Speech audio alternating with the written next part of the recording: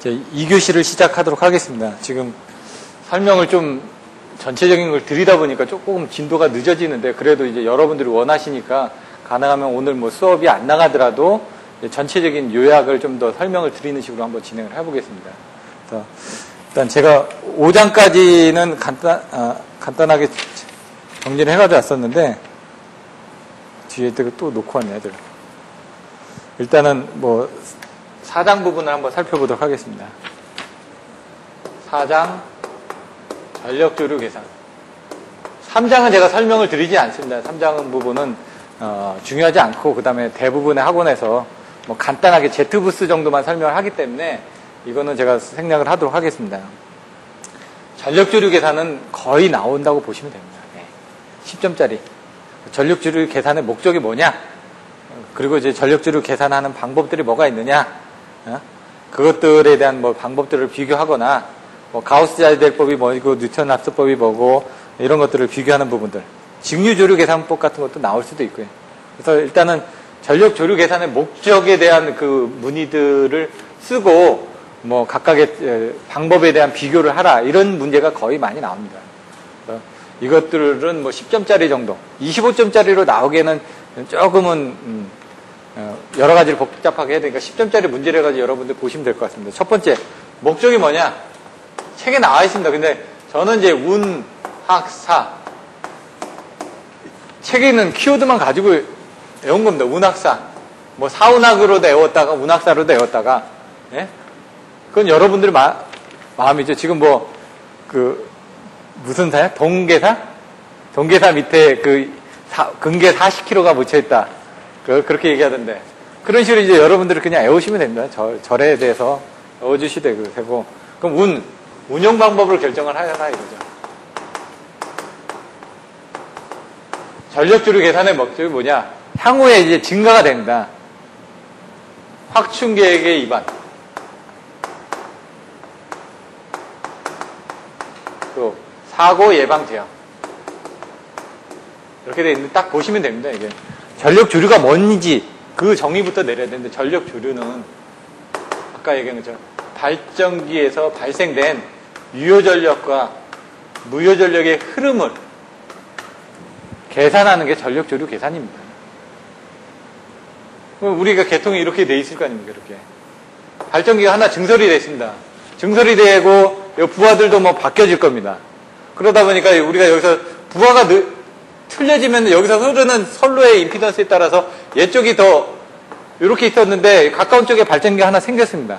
그리고 여기 지금 부하가 늘어났습니다. 그러면 멀리서 전류를 당겨 쓰는 것보다 가까운 쪽에서 전류를 당겨 쓰는 게 훨씬 더 편하겠죠. 이런 식으로 계통의 흐름이 변한다는 얘기입니다. 우리가 운전할 수 있는 조건들이. 내비게이션하고 똑같죠. 차가 밀리면 어떻게 되나요? 안 밀리는 쪽으로 하고 가라고 그러죠. 얘도 마찬가지로 그런 식으로 이제 운영 조건이 바뀌어진다는 얘기죠. 그래서 이런 식으로 이제 운영 방법을 바꿔주는 겁니다. 여기서 이렇게 됐을 때는 이쪽에 대한 것들을 다른 쪽으로 공급을 하고 이쪽에서 이쪽을 전류를 더 공급을 하게끔 아니면 이쪽에 계속 증설이 되다 보면 이쪽에서 과부하가 걸릴 수도 있을 거 아닙니까? 그러면 얘 부분에 대한 적정한 부하 부분을 다른 쪽에서 이쪽이 지금 서울 인근 같은 경우는 이제 인천이나 이런 쪽에서 많이 분담을 하고 있죠. 그쪽에 대한 것들을 공급할 수 있게끔 한다는 얘기죠. 나중에 문제가 이쪽에 765가 이쪽에서 날라오고 이쪽에서 날라오고 이렇게 할 텐데 지금은 이제 765가 이쪽하고 이쪽에서 이제 안성하고 이렇게 두 군데가 날아가고 있습니다. 지금 765 선로가. 근데 만약 이쪽에 문제가 된다 그러면 이쪽을 끊어버리고 왜냐면 이쪽 설비를 살려야 되니까 이쪽에서 이렇게 넘어가는 부분으로 커버만 할 수 있게끔 선로를 끊어버려야 되는 겁니다. 선로를 끊어버리면서 부하도 끊어줘야지만 이쪽 부하를 살릴 수가 있다는 얘기죠. 그러면 지금 예를 들어 여기 같은 경우 지금 발전소가 있는데 저번에도 뭐 한전에서 중간중간에 정전을 시키는 부분들이 뭐냐 이렇게 발전소를 살리기 위해서 여기에서 연결되어 있는 부하들을 끊어내는 겁니다. 안 그러면 그 발전소가 주저앉아 버리니까. 이 서울 지역 같은 경우는 뭐냐면 서울 지역도 정전을 합니다. 정전을 안 할 수가 없습니다. 왜? 요 인천 왜냐면 여기서 이렇게 전류를 공급을 한다고는 하는데요. 사실 이 선로가 멀기 때문에 얘가 오는 것보다는 서울 인근에 있는 인천 쪽에서 오는 부분을 가지고 이 서울 지역을 전원을 공급을 많이 합니다. 사실상은. 근데 이제 얘가 급격하게 변동을 하면은 얘 쪽에서 오는 것보다는 얘 쪽의 변동폭이 크기 때문에 그럴 때는 어떡하냐. 이쪽에서 오는 선로 부분보다는 여기 있는 부하를 잘라가지고 이 얘를 살려주는 게 긴급하다는 얘기죠. 그런 운영 방법을 결정할 때 사용을 하고, 확충계획의 입안. 여기 지금 부하가 늘어나니까 그러면 발전소를 늘려야 되겠다. 아니면 여기 변전소를 늘리는 겁니다. 발전소를 늘릴 수가 없을 때는 부하가 늘어나면 어떻게 될까? 변전소를 새로 신설해가지고 이쪽에서 오는 게 아니라 이렇게 분류될 수 있게끔 이런 식으로 변전소를 늘려주는 거죠. 사고 예방제어. 이런 식으로 이쪽에서 사고 났을 때 아까처럼 어떤 식으로 운영을 해야 되는지 매뉴얼화 해가지고 이쪽에서 사고 났다. 그러면 얘는 끊어지고 얘는 공급하고 얘는 공급하고 이런 식으로 전력조를 계산해가지고 사고를 사고를 상정을 하는 겁니다. 여러 가지. 이쪽에 단락사고 났을 때, 이쪽에 지락사고 났을 때 계통에서 조류가 얼마나 흐르고 전압이 어떻게 변동되는지를 미리 파악해놨다가 시뮬레이션을 해놓는 겁니다. 미리. 그래서 그런 조건이 되면은 매뉴얼화 돼가지고 여기서 사고 났다 그러면 그 사람들이 모르지 않습니까? 운전원들이. 여기 변전소에 있는 운전원들은 모릅니다. 그러면 매뉴얼화 돼 있다 보니까 어디서 사고 났다 그러면 어떻게 조치하라는 매뉴얼이 있을 거 아닙니까? 그거 보고 그냥 설로 죽이는 겁니다. 그냥. 전압이 몇 볼트 이하로 떨어지면 이 설로 죽여라. 그러면 그때 가서 죽이는 겁니다. 그게 매뉴얼화 딱 돼 있는 겁니다. 사고 시 조치. 그리고 이제 사고가 이제 끝나고 나서 투입할 때 또 어떻게 해? 투입해라. 왜냐면 끝나고 나서 이제 투입할 때 전력조류가 막 변동이 되면 다시 또 끊길 거 아닙니까? 과부하 걸려가지고. 그런 것들을 매뉴얼화 하기 위해서 이런 전력조류 계산을 한다. 이런 내용을 여러분들이 생각하시면 됩니다. 그럼 여기 딱 보시면은 이렇게 하는 부분이 중요하기 때문에 이런 내용들은 여러분들이 이해하고 써주셔야 된다는 얘기입니다. 전력조류 계산에서 전력조류 계산에 목적이 뭔지를 써주시고 그걸 이해하고 나신 다음에 여기서 유효전력과 무효전력의 흐름이 어떻게 되는데 그걸 이제 계산하기 위한 방법들을 어떤 방법들을 쓰여진지를 이제 보시다는 얘기죠. 그럼 이 전력조류 계산에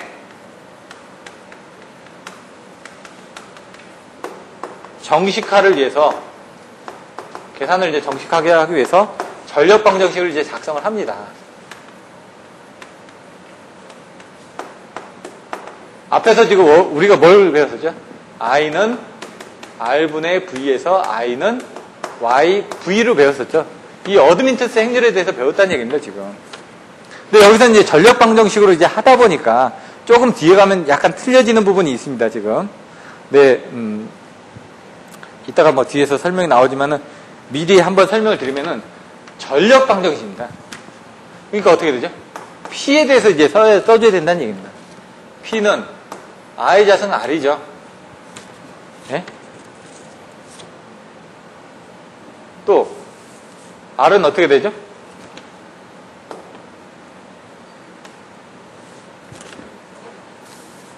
R분의 V 자승이죠. 요거로 따지면 이렇게 되는데 R분의 V 자승인데 이걸 계산하면 어떻게 돼요? YV 자승이라는 얘기죠. 여기는 I는 YV였는데 P는 YV 자승이다 이거죠. 전력 방정식으로 하게 되면 나중에 전압의 자승에 관련된 그런 수식으로 또 표현이 될 겁니다. 근데 얘하고 똑같은 건 뭐죠? 이 어드민턴스 행렬을 이용하기 위해서 이렇게 바꿨다는 얘기입니다. 나중에 이렇게 또 나옵니다. 뒤에서. 전력 방정식 작성할 때는 우리가 1차적으로 I는 YV로 해서 이 전류를 가지고 계산을 해야 되니까 전류가 얼마나 흘러지는지 계산해야 되니까 이런 것들을 통해서 여기서 확충계획을 위반하거나 운영 방법 결정할 때 어떻게 하느냐. 변전소에 변압기가 하나 있는데 변압기를 하나 더 달아가지고 병렬 운전을 하면은 임피던스가 틀리다 보니까 여기 순환전류도 흐를 수가 있고 분담률이 틀려질 거 아닙니까? 그런 것들을 시뮬레이션 해가지고 이쪽에 지금 무효전력이 부족하다. 그러면 여기서 콘덴서를 달아가지고 역률도 맞춰주고 이런 것들을 미리 확충계획을 위반할 때 미리 시뮬레이션 해가지고 만들어 놓는다는 얘기입니다. 그렇게 해서 운영 방법을 어떻게 할지 시뮬레이션 하다 보면 나오겠죠. 그러니까 실제 계통에서 투입하고 하는 게 아니라 바로 다 이런 것들은 다 모델링을 해가지고 먼저 계산을 해서 이상 없다라는 걸 판정한 다음에 적용을 합니다. 그냥 적용하는 게 아니라 물론 오차는 있겠지만 이런 것들 할 때 이런 전력 방정식을 작성을 한다는 얘기입니다. 근데 이 전력 방정식을 작성을 해서 I는 YV, Y는 Y2라고 표시를 하기도 합니다. 상전압, 성간전압이니까 이건 표시하기 나름이니까 이렇게 표시를 하는데 이 모선 어드미턴스 행렬을 가지고 이제 변환을 해서 계산하는 방법이 크게 두 가지로 생각하면 직각좌표 변환. 아까 단락전류 계산도 어떻게 한다 그랬죠?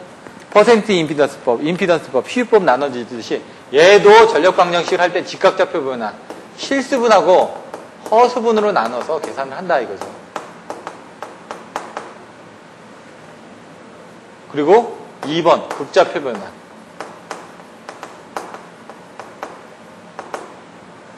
이건 그림을 하나 그리면 됩니다. 딱 이렇게. 이렇게 하는데 P는 어떻게 될까? 요거 이게 뭐죠? 실수분이죠. X축이. 요거 허수분이죠. 그러면 우리가 원하는 요 지점을 도착하자.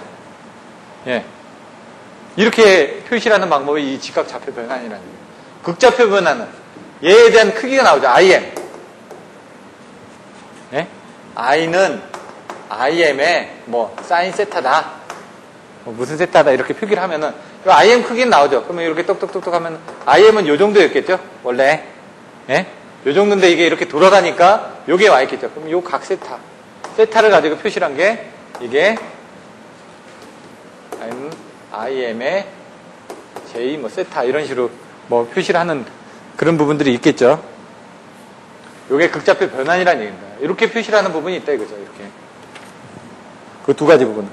근데 얘는 뭘 표시를 하느냐. 나중에 보시면은 모선 전압하고 극좌표 모선 전압하고 왜? 모선 전압하고 이 어드민턴스를 이거 행렬을 극좌표로 표시를 한 겁니다. 얘는 직각좌표인데 얘는 실수분하고 허수분을 표시한 거고. 근데 결론적으로 뭐냐? 우리는 Y는 I2에서 얘도 극좌표로 하려면 모선 전압하고 어드민턴스를 표시를 한 건데 이거를 극좌표로 표시를 한 거다 이거죠. 얘는 그거를 실수분하고 허수분으로 표시를 한 거고요. 이런 내용들이 틀려진다는 얘기입니다. 그럼 이걸 계산할 때 어떻게 계산해야 되냐? 전력조류 계산은 이제 아까 얘기한 전력조류 계산하는 그림을 보시면 됩니다. 이렇게 뭐 하나, 둘, 뭐 셋, 넷, 요 그림들을 많이 쓰는데, 예? 뭐 여기 있고 뭐 5개짜리도 있고 6개짜리도 있고 4개나 5개짜리 이런 그림들이 이제 책에 좀 많이 보여질 겁니다. 이런 유형의 그림들이 제가 그림을 자세히 못 그려서 그런데 여기 하나 있고 여기 하나 있고 여기 하나 있고 여기 하나 있고 이런 임피던스들이 있다라는 얘기입니다. 이런. 예? 그 그림에서 그러면은 계산할 때 어떤 식으로 아까 부하의 특성이 있었죠. 부하의 아까 특성이 뭐가 있었죠? ZIP가 있었죠. 이건 부하의 특성이고 그 다음 부하의 수요하고 응답 특성에서 응답에 관련된 부분들이 예라고 그 수요 부분에 대한 부분들이 뭐가 있었죠? 발, 송, 대전과 같은 뭐 수요에 따른 부분이 틀려진다고 그랬죠. 얘도 마찬가지로 전력조류도 계산하시다 보면은 운전 조건을 설정합니다. 운전 조건을 설정하는데 여기 책에 나와 있는 대로 보면 모선 종류별로 해가지고 모선을 이제 나눠집니다. 여기 뭐 모선들이 있을 거 아닙니까? 모선들이 이런 것처럼 이제 틀려져 있는 특성들을 가질 거란 얘기입니다. 왜냐면 우리 발전소가 그렇게 송전선로 자체가 그렇게 틀려져 있으니까 운전 조건을 설정할 때 이렇게 그림을 이렇게 그립니다. 이렇게 도표를 이렇게 해서 요거는 기지량, 얘는 미지량.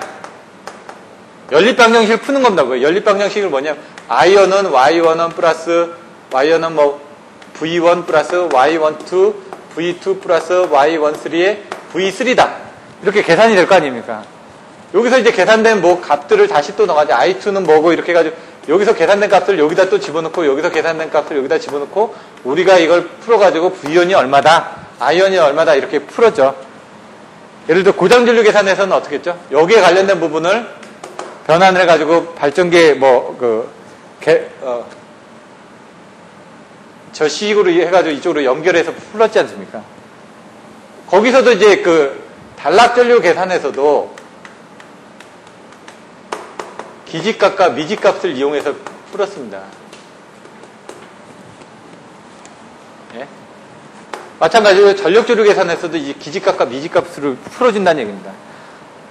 근데 여기서는 3상 단락일 때, 뭐 2상 단락일 때, 1선지락일 때, 그 각각 틀려졌죠. 얘도 마찬가지로 틀려진데 그걸 뭘 어떻게 하냐. 여기 책에 있는 대로 한다 보면은 그런데 책에 있는 대로만 먼저 써보겠습니다. 발전소, 부하, 모선. 근데 이건 기준, 슬랙, 스윙 이란 용어가 나옵니다. 아까 뭐 과도 임피던스, 서지 임피던스 뭐 이렇게 나왔죠. 기준, 슬랙, 스윙은 다 똑같습니다. 쉽게 이렇게 생각을 하시면 됩니다. 우리는 어떻게 되냐. 송전솔러가 발전기에다가 변전소 통해서 부하가 연결돼 있죠. 여기서 필요한 게 발전하는 부분하고 부하하고의 그 관계를 가지고 따지는 겁니다. 그 중간에 이제 모선 부분들이 있을 거고요.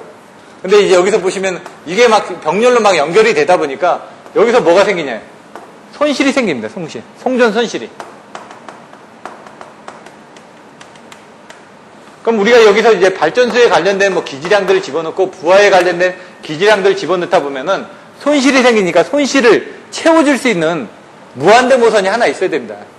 무한대 모선. 그러니까 계산을 하다 보면은 계산식에서 이렇게 계산을 하는데 여기서 반올림 하다 보면 나중에 이 수치가 안 맞습니다.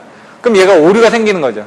그러다 보니까 그 오류가 생기는 그 부족한 수치 부분을 채워줄 수 있는 하나의 무한대 모선을 만들어줘야지만 계산이 편하다는 얘기입니다. 그래서 우리가 이렇게 발전기들이 여러 가지가 있는데 발전소에서 공급을 하다 보면 이 손실이 생기는데 손실을 커버할 수 있는 발전기를 하나를 선택을 해줘야 되는데 그 발전기를 기준 모선이다, 슬랙 모선이다, 스윙 모선이다 이렇게 정해 주는 겁니다. 이걸 두 개를 선정을 해줘도 됩니다. 그럼 두 군데서 그 부족한 부분을 채워주는 겁니다. 근데 프로그램에 따라서는 두 개를 선정하면 계산이 안 되는 프로그램도 있습니다. 시뮬레이션을 해보면. 그러니까 여기 발전소에서는 뭐가 필요하냐? 먼저 P하고 Q하고 V하고 델타가 필요합니다. 왜냐면 우리가 여기서 필요한 유효전력과 무효전력의 흐름이라면서요. 유효전력은 뭐죠? 위상차에 따라서 흘려지죠. 전압, 그리고 전압의 위상차. 이게 중요하다는 얘기입니다. 이렇게. PQ, V 델타만 외워주시고요. 그러면은 뭐냐? 부하는 뭐가 필요하죠? 부하는 P하고 Q만 쓰지 않습니까? 그 부하는 P하고 Q를 알고 있다. 그럼 모르는 게 뭐냐? V하고 델타다. 이렇게 외워주시면 된다는 얘기입니다. 그 다음에 기준 모선은 뭐냐? V하고 델타. 왜? 여기서 생기는 P하고 Q 값을 무조건 채워준다면서요. 손실을. 미지량이 나중에 계산하면은 부족한 부분을 얘가 미지량으로 해서 무조건 채워준다는 얘기입니다. 요거를 무조건 채워준다는 얘기입니다. 왜? 무한대 모선이니까 전압하고 위상은 딱 정해져 있다 이거죠. 무조건 딱 공급을 해줄 수 있어야 되니까 얘는 변동사항이 없다는 얘기입니다. 이렇게 딱 기준을 잡고 있고 요것들만 변동사항이 생기니까 그거를 얘가 커버를 해주겠다 해서 이렇게 생각을 하시면 됩니다. 얘는 PQ 나왔으니까 얘는 틀려져야 되겠죠. 사실 여기도 뭐 PQ하고 PV 모선으로 나눠집니다. 나눠지기는. 복잡하게 들어가면. 근데 여러분들이 외우실 때는 발전기는 전압은 6600에 뭐 몇 킬로와트 이렇게 나오죠. 역률은 얼마나 근데 PV를 이렇게 생각하시면 됩니다. 그럼 얘는 Q값하고 델타 값을 모른다는 얘기죠. 이렇게 해서 기지량과 미지량을 가지고 이제 계산하는 겁니다. 그래서 여러분들이 이런 개념을 가지고 운전 조건을 설정할 때 발전소 부하 모선에 대한 부분이 있다. 그럼 PQV 델타를 알아야 된다. 그럼 부하 부분이 PQV 델타로 이제 생각을 하시면 됩니다. 부하가 P하고 Q 값을 쓰고 V하고 델타는 모르니까. 근데 뭐냐? 기준 모선은 V하고 델타를 무조건 채워줘야 된다. 왜냐면 여기서 생기는 유효전력, 무효전력 손실을 채워줘야 되니까. 그렇게 되고 난 다음에 나머지는 뭐냐? 그럼 여기서 PV 나오니까 PV 넣고 Q델타 나오니까 Q델타 써주시라는 얘기입니다. 이렇게. 그러면 이게 자동적으로 외워지니까. 이렇게 이해를 해서 외워주시면 됩니다. 여기서 전력 방정식에서 전력은 아까 나왔던 것처럼 전압의 자성. 아까 뭐 P는 R분의 V 자성 했죠? P는 R분의 V 자성. 해서 이거 YV 자성이 있으니까 이 전압의 자성에 대한 방정식 또는 삼각함수. 아까 여기 나오는 극좌표로 해가지고 나오는 부분을 삼각함수로 또 변환을 할 수가 있습니다. 그 값으로 변환을 해줄 수가 있습니다. 그러니까 요 값들을 이제 이런 식이나 아니면 삼각함수. 함수로 표현을 해서 계산할 수가 있다는 얘기입니다, 지금. 이렇게. 이걸 풀어서 쓰는 방정식들을 두 가지 방법으로. 아까 직각좌표하고 극좌표가 나왔듯이 얘도 직각좌표나 극좌표처럼 이런 전압의 자성이라든가 삼각함수로 풀어서 쓸 수가 있다는 얘기입니다, 이게. 얘에서는. 그럼 그때 계산하는 방법들을 어떻게 하느냐. 예를 들어 이렇게 생각하시면 됩니다. 이런 부분이 있었을 때 우리가 원하는 이 값을 얻고 싶습니다. 최대치를. 그러니까 딱 나눠가지고 여기 있느냐, 여기 없느냐. 또 나눕니다. 여기 있느냐, 여기 있느냐. 또 나눕니다. 여기 있느냐, 여기 있느냐. 그런 식으로 이제 계속 하다 보면은 요 값이 나오겠죠? 이런 식으로 쪼개 나가는 겁니다. 계속. 하나씩 넣어가면서. 그런 이제 축차적으로 이제 대입하는 방법들이 있는데, 요런 것들을 이제 그 수치 해석 방법에서 여러 가지 그 기법들로 이제, 나옵니다. 자동 제어해서. 근데 여기서는 지금 보시면은 조류 계산을 할 때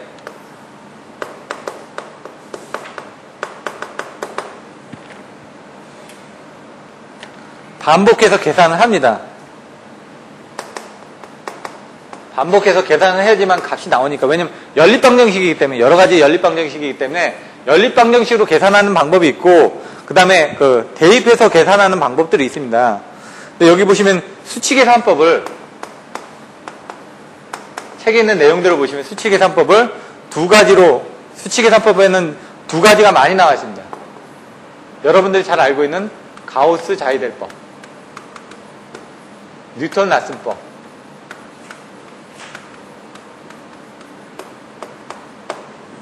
이렇게 두 가지 방법들이 나와 있습니다.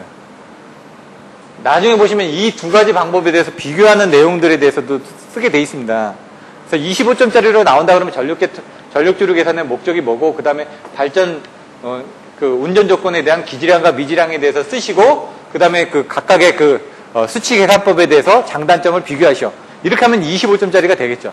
그렇지 않고 이제 운전 조건이나 뭐 이런 부분에 대해서 물어본다면 10점짜리가 되겠죠. 이런 식으로 여러분들이 10점짜리를 외워두셨다가 나중에 이런 25점짜리가 나오면 그걸 묶어서 25점짜리로 쓰는 연습을 하시면 됩니다. 가우스 자이델법하고 뉴턴 라슨법에 대해서 설명드리면은, 가우스 자이델법은 축차 대입법입니다. 축차적으로. 하나씩 대입을 한다는 얘기입니다. 뉴턴 라슨법은 이제 역행렬을 이용을 해가지고 하는 겁니다, 지금. 역행렬을 이용해서. 얘는 아까 보셨던 와이브스 행렬을 이용해서 하나씩 대입해서 하는 거고, 얘는 역행렬로 소구해 가면서 하는 방법들입니다. 그래서 그런 정도로 이제 여러분들이 알아주시면 될 것 같고요. 이제 이걸 뭐 여러 가지로 또 해석하는 방법들이 있는데, 뭐 다원 연립방정식 해법을 해가지고 직접적으로 해가지고 크레이머의 소구법을 이용한다든가 방법법을 이용을 한다든가 이렇게 돼 있는데, 이 얘들은 이제 반복 계산법이라는 얘기죠. 반복적으로. 와이브스로 넣어서 축차적으로 대입해서 반복하는 거고, 얘는 역행렬을 이용해서 반복해서 이제 계산하는 방법이고, 그 후에 뭐 직접적으로 계산하거나 뭐 여러 가지 방법들이 있는데, 우리는 이제 반복 계산을 사용하기 때문에 이 부분을 알고 계시면 됩니다. 책에 이제 내용은 이따가 나중에 설명드릴 때 그 책에 있는 내용에서 다시 한번 설명드릴 겁니다. 이 뉴턴 라슨법은 역행렬을 사용하다 보니까 J라는 어떤 행렬을 씁니다. 이 J가 이제 자코비안이라는 사람이 해가지고 자코비안 행렬이라고 얘기를 합니다. 그 자코비안 행렬로 이용을 해가지고 연립 1차 행렬 방정식을 사용을 합니다. 그래서 얘를 썼을 때하고 얘를 썼을 때를 가지고 그림을 그려놨습니다. 어떻게 그림을 그렸냐, 이렇게. 그림을 두 개를 그려놨습니다. 근데 이것도 외우는 방법이 있습니다. 이렇게 있고, 하나는 올라가고 하나는 이렇게 내려갑니다. 네. 여기는 시간이고요. 여기도 시간입니다. 여기도 모선입니다. 여기도 모선입니다. 먼저 이제 얘가 의미하는 게 뭔지를 보시면, 한 반복 계산당 시간. 하나 계산할 때 걸리는 시간은 얼마나 되느냐. 모선별로 해가지고, 이 방식별로. 이거는 전체 소요 시간. 전체 소요 시간은 어떻게 되느냐. 이걸 가지고 따집니다. 이 책에 그림이 나옵니다. 뒤쪽에 4장의 전력주류 계산 쪽으로 가서 보시면은. 요 그림이 나올 텐데, 여기서 이 부분은 다 뉴턴입니다. 가운데 이렇게 비례되는 부분은 뉴턴으로 보시면 됩니다. 얘도 뉴턴. 왜? 뉴턴 라슨법이 훨씬 더 좋거든요. 계산하실 때 가우스 자이델법보다 뉴턴 라슨이 좋으니까 여기가 뉴턴이라고 생각하시면 됩니다. 그럼 여기가 가우스 자이델이고 여기도 가우스 자이델이겠죠. 이 그림이 의미하는 게 뭔지를 설명을 드리면은, 뉴턴 라슨법은 하나 반복할 때 역행렬을 이용해서 계산을 해야 되니까 하나 반복할 때 좀 시간이 걸린다는 얘기입니다. 모선수에 따라서. 근데 얘는 어떻게 하지? 하나 계산한 다음 쪽으로 그냥 바로 대입을 하니까 시간이 빨리 걸린다는 얘기입니다. 요거는. 근데 얘는 아까 얘기한 것처럼 역행렬을 계산하다 보면 전체적으로 나중에 보면 행렬이 줄어듭니다. 행렬이 줄어드니까 얘는 행렬이 100개가 있습니다. 100개를 하나를 계산할 때 요거 관계는 짧게 걸리지만 이 100개를 다 계산을 해야 되지 않습니까? 그러니까 전체적으로 나중에 봤을 땐 시간적인 부분이 많이 소요가 되는데, 얘는 역행렬을 구하니까 하나씩 소거해가면서 계산하다 보니까 한 번씩 이렇게 계산하려니까 역행렬을 계산해야 되니까 시간은 많이 걸리겠죠? 하나당. 하지만 나중에 계산했을 때는 이 계산하는 개수가 점차 줄어든다는 얘기입니다. 그래서 이거는 전체 소요 시간은 뉴턴 가스법이 줄어드는 겁니다. 이렇게 생각을 하시면 됩니다. 그러면은 어떤 게 더 좋으냐? 나중에도 이제 시뮬레이션 돌리다면 뉴턴 가스법으로 돌립니다. 그러면 책에 있는 내용대로 보시면은 200개 모선이 있다. 책에 내용이 나와 있습니다. 200개 모선이 있는데 가우스 자리대를 썼을 때 얼마나 몇 번 계산해야 되냐? 뉴턴 가스법을 썼을 때 얼마나 계산을 해야 되냐? 이게 나와 있습니다. 근데 가우스 자리대법을 쓰시면 200개 모선이다 보니까 얘는 200번을 계산을 해야 된다고 되어 있습니다. 200번을. 왜? 순차적으로 대입을 하니까. 뉴턴 가스법은 몇 번을 계산하면 되냐면 8번. 역행렬로 계속 줄여나가니까. 그러니까 전체 소요 시간은 줄어들겠죠. 그래서 여기서 나와 있는 게 보시면은 얘가 4번이라고 되어 있네, 4번. 그럼 전체 소요 시간에 대해서는 8배나 줄어든다고 되어 있습니다. 그러니까 시간이 많이 줄어드니까 괜찮겠죠. 제가 옛날에 90년대 대학원 다닐 때는 어떻게 하냐면 그 FM 유한여섯복 같은 거 돌리는데 모터 해석 같은 거 하는 사람들 서버에다가 프로그램 돌리면 걔네들 맨날 놉니다. 왜 노나 했더니 프로그램 돌리면 하루 정도 돌아갑니다. 이게 프로그램이. 그러니까 이게 돌려놓고 자기네들 할 게 없으니까 그때 가서 테니스 치고 놀더라 이거죠. 쟤네들 맨날 노는 것 같은데 예? 뭐를 했다라고 레포트가 나오니까 그만큼 이제 그때는 이제 계산하는 방법이라든가 이런 것들이 느려졌는데 지금은 컴퓨터가 좋아지니까 뭐 하나 누르면 어떻게 돼? 뚝딱뚝딱 나온다는 얘기죠. 그래서 지금도 보시면은 어떤 사고가 날 거를 미리 예측을 해가지고 평상시 때 이렇게 올라가는 부분을 보면은 전력골에서 이게 좀 이상하다 그러면은 사고를 예측을 많이 시뮬레이션 해봤기 때문에 그 사람들 이게 부하가 올라가니까 뭐 어떤 식으로 조정하라 바로바로 운영을 내리는 겁니다. 운영 조건들을. 그런 훈련들을 항상 하는 겁니다. 그래서 이런 식으로 이제 이런 책에 있는 내용들을 여러분들이 써주셔야 되는 겁니다. 그리고 나서 뭐 PQ 분할법이라든가 이런 내용들이 또 있는데 그런 것들도 간단하게 한번 설명을 드려보겠습니다.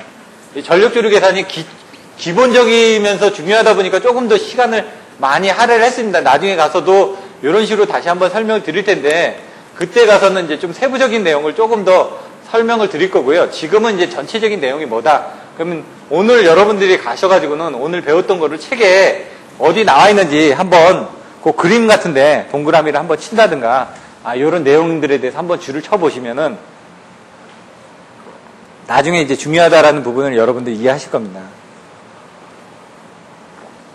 그 외에 뭐 이제 패스트 디카플법이라든가 뭐 고속 디카플법, 뭐 자커비언 역행렬 계산하고 이런 내용들, 직류 조류 계산법, 그리고 뭐 이런 것들이 있는데 이게 제가 적어가지고는 왔는데 이걸 설명드리기엔 조금 시간적인 부분이 있다 보니까 요거는 좀 생략을 하도록 하겠습니다. 지금 자료들은 가져왔는데 이제 4장을 끝내고요. 4장이 뭐 직류 조류 계산 같은 건 또 중요한데 이제 5장 부분을 한번 보시겠습니다.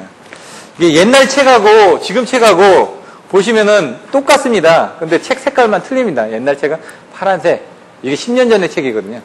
90년도 책. 이게 이제 2011년도 책입니다. 근데 얘는 녹색입니다. 차이가 나는 거는 딱 하나밖에 없습니다. 1장 부분이 페이지가 조금 틀립니다. 1장만. 페이지 수가 옛날 책이 한 페이지가 적습니다. 그리고 2장부터 여기 나와 있는 10장까지 페이지 수가 다 똑같습니다. 제가 다 봤거든요. 그래서 성배정공학도 제가 옛날 책하고 지금 책하고 같이 보면서 제가 그때 설명을 드렸습니다. 왜 차이가 나는 부분은 뭐가 차이가 난다. 근데 폰트만 차이가 나고요. 성배정공학은 내용이 조금 더 추가가 되고 이런 게 있는데 전력계통공학에서는 크게 차이 나는 내용들은 없습니다. 제가 봤을 때는. 그래서 옛날 책으로 보셔도 상관은 없습니다. 5장 부분을 보시면은 여기서부터 책을 가지고 한번 설명을 드리겠습니다. 책하고 한번 같이 보시면요. 5장 주파수 유효전력 제어 중요합니다. 5장 PF 컨트롤 항상 얘기죠. PF 얘는 주파수를 조절하기 위해서는 어떻게 한다? 전력이 조절이 돼야 된다. 이건 뭐냐면 발전기가 있는데 발전기가 발전량이 늘어나면은 어떻게 되는 거예요? 이 주파수하고 관계가 있는 겁니다. 지금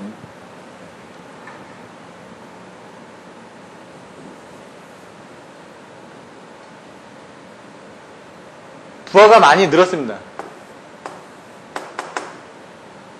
부하가 많이 늘면 발전기가 올라가야 되겠죠. 부하가 많이 늘면 주파수가 떨어지니까. 그러면 발전기가 올려가지고 이 주파수를 올려줘야 됩니다. 이런 반대적인 관념이 있습니다. 부하가 떨어지면은 부하가 떨어지면 발전기가 올라가죠. 제가 잘못 생각했네. 부하가 떨어지면은 발전기가 과부하가 안 걸리니까 발전기가 더 빨리 돕니다. 빨리 돈다는 건 주파수가 올라간다는 얘기죠. 예? 왜냐면 NS는 P분의 120F에서 이 주파수는 뭐냐? 발전기 속도하고 관계가 되거든요. 이 속도가 올라가면 어떻게 될까요? 얘도 주파수가 올라간다는 얘기죠. 그게 부하의 증감에 따라서 관련이 된 겁니다. 부하기가 탈락이 되면은 주파수가 올라갑니다. 그러면 어떻게 되냐면 주파수가 올라가니까 발전기의 발전 속도를 줄여줘야 된다는 그런 개념으로 이제 보시면 되고요. 부하가 갑자기 늘어났습니다. 부하가 갑자기 늘어나면 왜 발전기가 힘이 드니까 얘도 출력이 줄어들어야 되겠죠. 제가 아까처럼 부하가 줄어들면은 발전기의 발전 속도가 빨라져서 주파수가 올라가니까 발전기의 속도를 조절하기 위해서 줄여줘야 된다는 얘기고요. 부하가 늘어나면 발전기가 또 올라가야 됩니다. 왜? 주파수가 떨어지기 때문에. 주파수가 떨어지기 때문에 주파수를 올려주기 위해서 발전 속도를 올려줘야 됩니다. 그래서 그런 개념으로 여러분들이 알고 계셔야 됩니다. 좀 헷갈려지실 수도 있는데 반대. 부하하고 발전기는 반대다. 부하가 늘어나면은 주파수가 떨어지니까 주파수를 올려주기 위해서 발전기를 더 가동을 시켜줘야 된다. 이런 개념으로 여러분들이 생각을 하시면 됩니다. 그래서 요걸 잘 보고 이해를 하시면 됩니다. 그래서 페이지 217페이지 보시면 주파수 유효전력 제어 그리고 전압 무효전력 제어가 나옵니다. 그러면 주파수 유효전력 제어는 5장에 대해 관련된 부분이고 전압 무효전력 제어는 7장에 관련된 부분입니다. 그렇게 해서 나눠져 있다는 얘기죠. 그래서 여기서 중요한 거는 품질의 유지, 안정도 유지, 경제성 유지란 부분이 명확하게 나와 있습니다. 요거는 중요합니다. 전력계통에서 이제 품질을 유지하기 위해서 어떤 제어를 하는지, 안정도를 제어하기 위해서 어떤 제어를 하는지, 경제성을 유지하기 위해서 어떤 제어를 하는지, 이런 것들을 가지고 이제 나중에 기법들이 나중에 또 나옵니다. 품질을 제어하기 위해서는 AFC, LFC 같은 주파수를 제어하기 위한 부분이라는 거죠. 이제 보시면, 뒤에 가서 보시면은, 부하의 자기 제어성이라든가 이런 부분들이 또 나옵니다. 그때 이제 AFC, LFC 나오고, 안정도를 증가를 하기 위해서는 세사라든가 안전도 제어라든가 이런 신뢰도라든 그런 쪽에 대해서 적응 제어,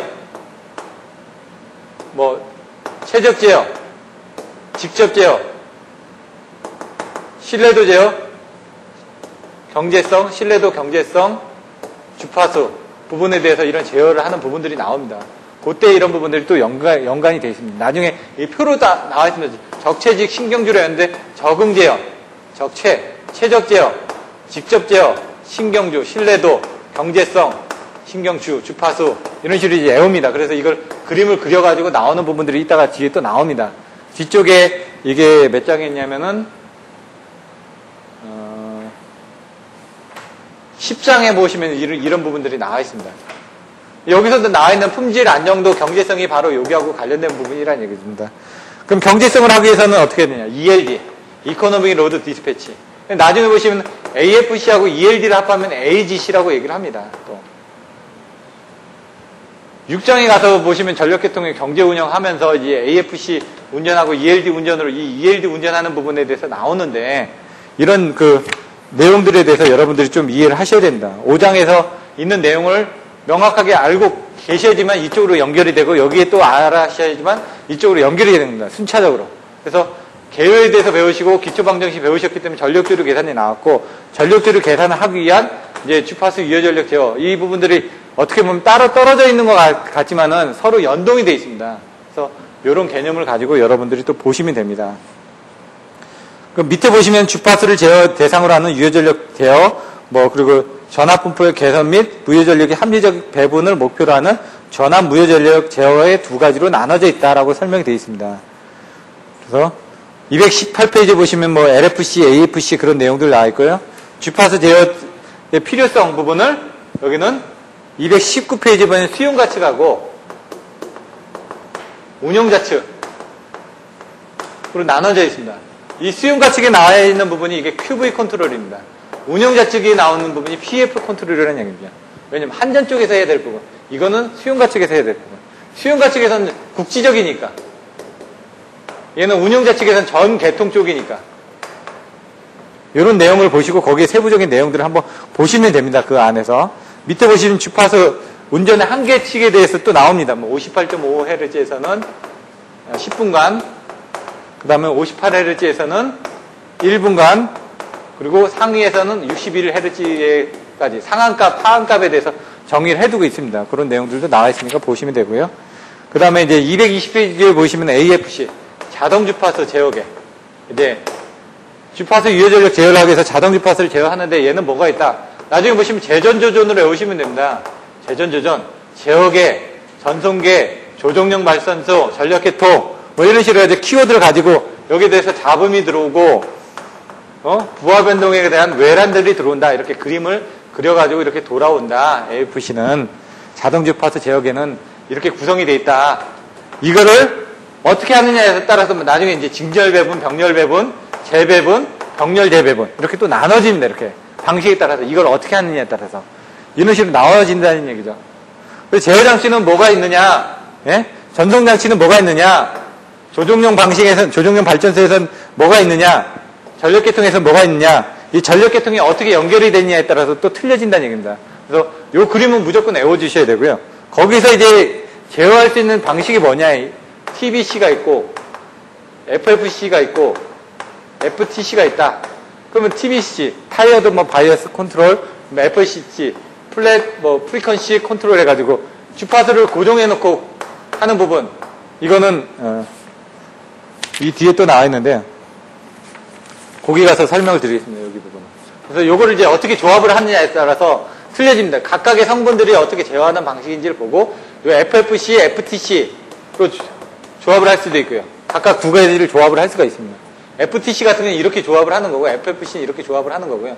TBC는 또 이렇게 조합을 하는 거고 해서 얘하고 얘 부분은 뭐 이런 식의 뭐 조합을 한다. 이런 식으로 이제 나중에 조합 방식이 또 나옵니다. 뒤에 가서 그림을 보시면은 주파수 변동과 부하 특성, 부하 변동 특성이 있는데 부하가 변동하는 특성에 대해서 먼저 이해를 하셔야 됩니다. 주파수 변동 특성은 아까 발전기에 부하가 걸렸을 때 부하 변동이 일어났을 때 주파수가 어떻게 변동됐는지 그런 내용 정도를 알고 계시면 될 것 같고요. 부하 변동은 이제 그림이 나옵니다. 어떤 그림이 나오냐면 부하가 이렇게 변동을 하다가 이렇게 변동을 하다가 이렇게 한다는 얘기죠. 그러면 여기 이제 그림을 보시면 이런 식으로 그림이 되어 있는데 이걸 장주기 긴 시간 동안 보면 이렇게 부하가 증가가 되죠. 그다음 단주기 쪽에는 이런 식으로 부하가 변동이 되고 미소주기는 이런 식으로 된다는 얘기죠. 미소, 단, 장주기. 그럼 이건 실제 부하 변동이 이렇게 일어난다는 얘기죠. 실제 부하 변동이 일어나는 걸 이렇게 따지는데 그걸 어떻게 공급을 하겠냐 이거죠. 그럼 나중에 그림을 그리면 이렇게 나옵니다. 이렇게 하나, 둘, 셋. 10초, 2분에서 3분, 10분에서 20분. 네? 부하의 자기 제어성. 요거는 어떻게 했냐면 부조, 자, 경 이렇게 외웠습니다. 저는. 이건 부하의 자기 제어성에 의해서 공급을 한다. 이 10초 미만에 대해서는 이거는 조속기 제어를 통해서 가버너 컨트롤을 한다. 예? 그럼 가버너 프리 GF라고 이렇게 씁니다. 자, 자동 주파수 제어지. 여기서 저기 AFC로 공급을 한다. 경제 부하 배분을 한다. ELD로 한다. 이런 식으로 외워서 그림을 그려주시는 겁니다. 이 그림이 이제 책의 뒤에 있습니다. 뒤에 몇 페이지에 있냐? 나중에 페이지 252페이지에 가서 보시면 나와 있습니다. 이게 예? 5장에 나와 있는 건데 앞에서 그냥 간단하게 먼저 설명을 드리면 이게 다 연관이 돼 있는 거라는 얘기죠. 이런 부분을 이런 제어 장치를 통해서 공급을 하겠다는 얘기입니다. 근데 이거를 어떤 식으로 공급을 하느냐? 아까처럼 PF 컨트롤 하는데 아까처럼 그 주파수가 변동이 되면은 전력이 어떻게 왔다 갔다 하는 부분을 이제 그 발전기의 특성하고 그 부하의 특성을 가지고 이제 보자는 얘기입니다. 개통 특성을 이제 전력 주파수 특성을 해가지고 나눴는데 발전기는 아까처럼 이렇게 떨어진다는 얘기죠. 부하에 따라서. 그게 226페이지 보시면 발전기 주파수 특성이 이렇게 떨어진다라고 되어 있고요. 부하는 이렇게 또 주파수 특성이 이렇게 된다는 얘기입니다. 아까 제가 반비를 한다고 그랬으니까 그 상황에서 이렇게 올라가고 내려가고 하면서 올라갔다 내려갔다 이렇게 해서 하는 과정들이 나와 있습니다. 여기서 이제 정특성하고 동특성으로 나눠집니다. 이제 정특성, 동특성. 정은 가만히 있는 거고 동은 움직이는 거죠. 그래서 이런 부분들이 정특성은 뭐 어떻게 되는지 한번 보시고요. 속도 조정률에 따라서 어떻게 되는지 이런 내용들이 나오고요. 뒤에 한번 또 보시면 될 것 같고요. 이런 것들은 빨리 넘어가고요. 주파수 제어의 원리, 아까처럼 발전기의 주파수 특성하고 부하의 주파수 특성에 따라서 이렇게 변동이 된다. 그래서 얘가 이렇게 됐을 때 다시 올라가서 원하는 주파수를 제어한다. 1번, 2번, 3번 해가지고 페이지 245페이지에 보시면 우리가 원하는 주파수를 다시 회복을 한다. 이런 내용들이 나와 있습니다. 그래서 그런 내용들을 보시면 되고요. 뒤에 보시면 부하 변동을 제어하기 위해서 분담을 한다라고 되어 있죠. 251페이지 보시면은. 그래서 아까처럼 이런 부하 변동을 제어하기 위해서 이렇게 공급을 한다. 그럼 얘가 뭐냐? 얘가 뭐고 얘가 뭐고 얘가 뭐고 얘가 뭐고라는 부분을 이제 페이지 252페이지에서 자세하게 설명이 나와 있는 겁니다. 그래서 그런 내용들을 여러분들 보시고 그거에 대한 이제 변동 폭에 따라서 단주기 장주기에 따라서 어떻게 이제 부하 변동을 이렇게 제어하는지 그런 내용들이 또 나와 있습니다. 그리고 이제 AFC 요거에 대한 설명이 5-7 자동 주파수 제어 방식에서 5-7에서 AFC에 대해서 설명을 하는 겁니다. 그러면 이 AFC가 뭐라고요? 요거라고 그랬죠, 요거. 재전조전 해가지고 여기서 이런 방식대로 조합을 한다고 그랬습니다. 그 내용이 나와 있는 겁니다. 그래서 그거를 보시면 발전 측하고 부하 측하고 이렇게 전력 조류가 왔다 갔다 하는데 요 부분을 요 그림으로 이제 여러분들 보시면 된다는 얘기입니다. 정주파수 제어 FFC 255페이지 보시면 정연락선 전력 제어 FTC 연락선 전력 바이어스 제어 TBC 여기서 설명드렸던 이런 내용들을 여러분들 알고 계시면 되고 그걸 이용해서 어떻게 한다 257페이지에 보시면은 부하가 증가하거나 감소했을 때 주파수를 어떻게 올려주고 하는 내용들이 나와 있습니다. 그래서 실질적으로 여기서는 AFC에서 이렇게 이게 계통이 연결되어 있는데 A계통과 B계통이 있는데 A계통에서 발전기가 탈락이 됐습니다. 일부가. 그럼 여기서 이제 발전기에 대한 그 응답 특성이 있을 거고요. 근데 이게 하나가 탈락이 됐습니다. 그러면 얘의 부족한 만큼을 여기서 지금 응답 특성에서 발전을 더 해가지고 이쪽으로 공급을 해줘야 되겠죠. 그때 얼마만큼의 전력이 이쪽으로 가느냐 이걸 계산하는 게 바로 이 장에서 설명을 하는 겁니다. 부하가 증가되거나 했을 때 얼마만큼 왔다 갔다 할 것이냐 그 내용을 이제 계산하는데 그때 개통정수가 뭐 40메가와트포 0.1Hz 여기는 항상 0.1Hz로 봅니다.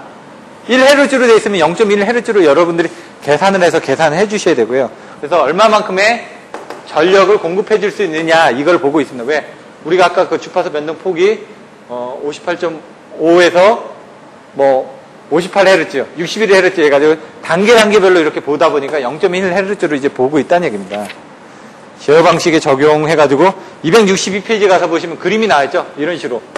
아까 제가 설명드렸던 것처럼 얘가 이렇게 FTC, FFC, 이게 FFC고요.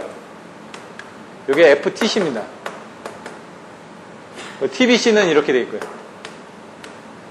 그럼 아까 얘기했던 이 용어가 뭔지를 보고 이렇게 제어하는 방식에 따라서 이렇게 나눠진다라는 걸 보시면 되고요. 그리고 주파수 제어하고 경제 부하 배분과의 협조 AFC하고 ELD를 더한 게 5-8에 나와 있는데 이게 바로 여기 나와 있는 AFC하고 예? ELD하고 합한 이게 뭐라고요? AGC입니다.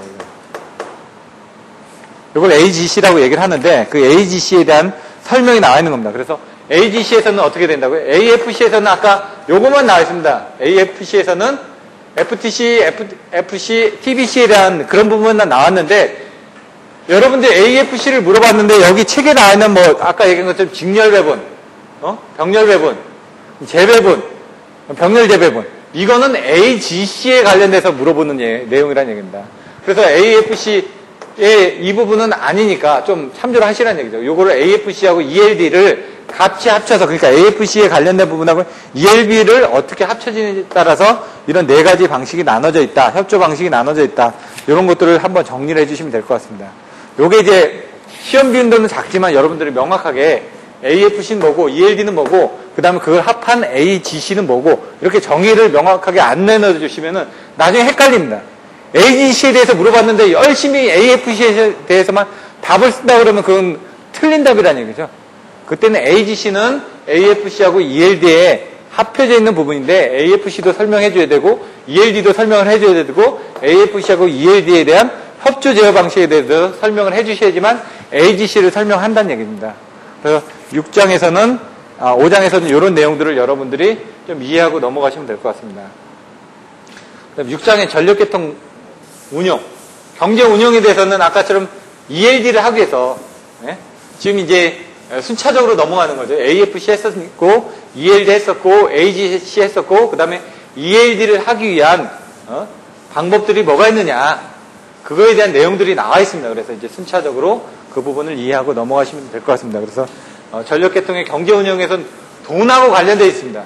송전선 씨를 무시하는 경우, 계산을 편하게 하기 위해서. 그 부분이 먼저 나오고요. 그 다음에 송전선 씨를 고려한 경우가 나옵니다. 근데 앞에서 보시면 화력발전소 부분부터 먼저 나오죠. 그 다음에 뒤에는 수차발전소가 나오고요. 그래서 화력발전소 쪽만 여러분들이 보시면 될 것 같습니다. 그 안에 송전선실이라든가 등증분 연료비라든가 뭐 이런 용어들이 또 나옵니다. 여기서 6장에서는 전력계통의 경제 운영,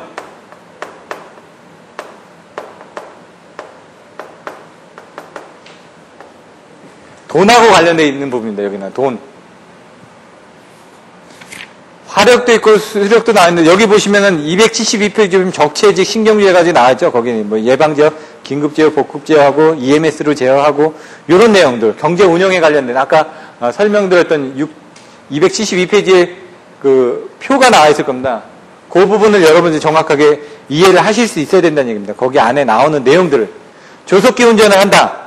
아까 여기서 이렇게 돼 있던 부하의 자기제어성, 부조작용을 하면서 부조작용 이렇게 오시라는 얘기입니다. 부하의 자기제어성에 대해서 약간 변동이 되면은 그러니까 자동차를 운전하다가 엑셀레이터 뛰면은 공회전을 하지 않습니까? 그런 게 이제 부하의 자기제어성이고 조속기 운전은 가버너가 이제 조정을 해주는 겁니다. 스로틀 밸브를. 이건 AFC고 자동 주파수 제어고. 그럼 여기서 지금 얘기하는 조속기 운전이 여기 나와 있지 않습니까? 여기. 그리고 그 위에 주파수 제어가 나왔죠. 그 위에 뭐가 나왔죠? ELD가. 그거를 어떻게 했냐? 이렇게 그림을 이렇게 그려놓은 겁니다. 여기다. 적응 제어, 최적 제어, 직접 제어, 조속기 운전. 그럼 이 조속기 운전이 여기에 해당되는 거고, 이 직접 하는 부분이 AFC에 해당되는 거고, 최적 제어 하는 부분이 이 ELD에 해당되는 부분이고, 요거는 그 위에 있는 이제 그 부분이 되겠죠. 실내 제어 가지고 예방 제어, 긴급 제어, 예급복으로 저는 내었는데 예급복, 예방, 긴급, 복구, 예방 제어, 긴급, 복구 제어 하는 부분은 이 시간이 더 길어졌을 때 장기간에 해가지고 보고 있다는 얘기입니다. 실내도를 제어하기 위해서. 그래서 그런 것들을 관리하기 위해서 이런 것들을 어디서 EMS라는 소프트웨어에서 전체적으로 관리를 한다. EMS가 뭐죠? 전력고로에서 EMS 소프트웨어가 관리되어 있어가지고 이런 제어들을 각각 하고 있다는 얘기입니다, 지금. 화력발전소의 연료비 특성이 있는데 그건 한번 보시고요. 뭐 증분 연료비가 뭔지 이건 알고 계셔야 됩니다. 그래서 예를 들어 부하가 더 늘어났을 때 얼마만큼 연료비가 들어갔냐. 그 발전기의 운전 특성이라는 얘기입니다. 그 운전 특성에 따라서 우리가 지금 뭐죠? 경제 운전을 하기 위해서 어느 발전기에 얼마만큼의 연료를 투입을 해서 얼마만큼 필요한 전력량을 생산할 것이냐. 가장 싼 단가가 이런 증분 연료비가 가장 싼 단가가 싼 발전기를 운전하는 게 바로 경제 운영이라는 얘기입니다. 지금. 그래서 보시면은 송전선 시를 무시했을 때 이것도 이제 수, 목, 평, 총으로 저희가 외웠습니다. 나중에 이건 수급 조건, 목적 함수, 평가 함수, 총 연료비 최소 조건. 왜냐? 경제적으로 하기 위해서 연료비를 최소로 하기 위해서 지금 얼마만큼 쓰고 있다. 우리가 뭐 P에는 뭐 P1 플러스 P2 플러스 P3 해가지고 우리가 지금 뭔가 하나 더 늘어났습니다. P값이. P값이 더 늘어났으니까 우리가 필요한 만큼을 지금 하기 위해서는 어떻게 해야 되냐.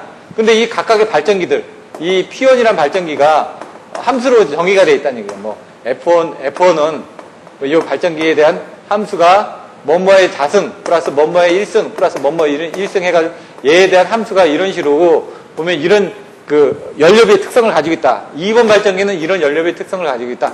3번 발전기는 이런 연료비의 특성을 가지고 있다. 그럼 우리가 이렇게 해가지고 지금 운영 중인 부분이 여기에서 지금 요만큼의 전력을 발생시키고 있는데 예?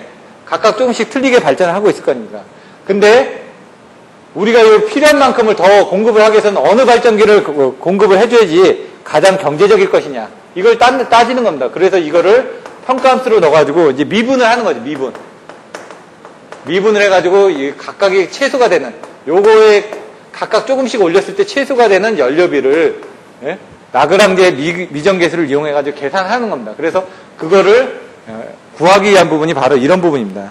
수급조건, 목적함수, 평가함수를 해가지고 총 연료비를 최소로 하는 조건으로 미분을 해서 보시면 등중분 연료비의 등중분, 아까 증분 연료비의 그 원칙이 이제 나옵니다.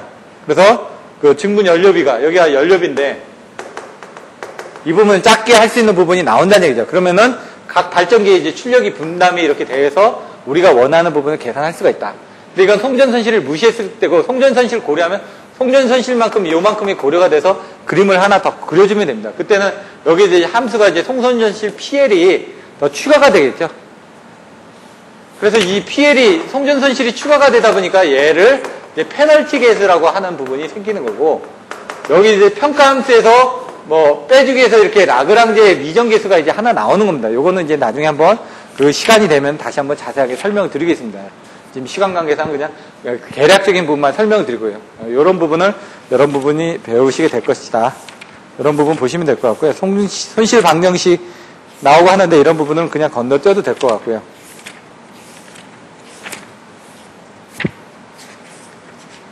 그러면은 잠깐 또 쉬었다가 7장부터 해가지고 또 설명을 드리겠습니다.